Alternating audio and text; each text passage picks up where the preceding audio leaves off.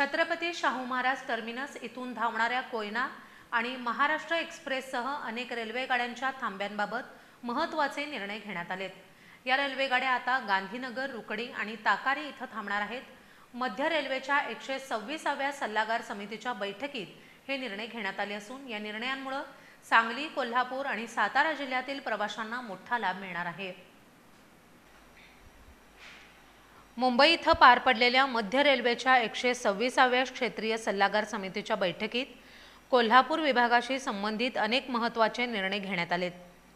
Chhatrapati Shahu Maharaj terminus Kolhapur इथून धावणाऱ्या कोयना आणि महाराष्ट्र एक्सप्रेस गाड्यांना आता गांधीनगर, रुकडी आणि ताकारी इथं थांबे देण्याचा निर्णय या बैठकीत घेण्यात आलाय।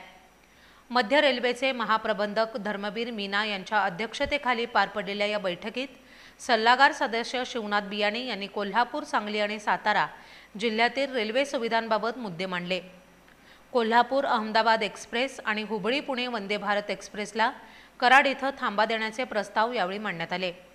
दरम्यान येणाऱ्या आषाढी एकादशीच्या पार्श्वभूमीवर कोल्हापूरहून पंढरपूरकडे जाणाऱ्या भाविकांसाठी विशेष रेल्वे गाड्या सोडण्यात येणार असल्याची माहिती अधिकाऱ्यांनी दिली आहे। तसेच कोल्हापूर पुणे सह्याद्री एक्सप्रेसचा विशेष दर्जा रद्द करून तिला सर्वसामान्य गाडी म्हणून घोषित करण्याचाही निर्णय घेण्यात आला। कोल्हापूर कलबुर्गी एक्सप्रेस सुरू करण्याबाबतचा प्रस्ताव सकाळच्या सत्रात चर्चेला गेला। कोल्हापूर पुणे वंदे भारत एक्सप्रेस ही आता सकाळी लवकर सोडण्यात येणार आहे। तसेच सध्या सांगली परळी मार्गावर धावणारी डेमो गाडी आता ICF कोचसह धावणार आहे। या बैठकीत शिवनाथ बियाणे, किशोरभाऊ रावत, गोपाळ तिवारी आणि गजाधर मानधना हे सल्लागार सदस्य उपस्थित होते।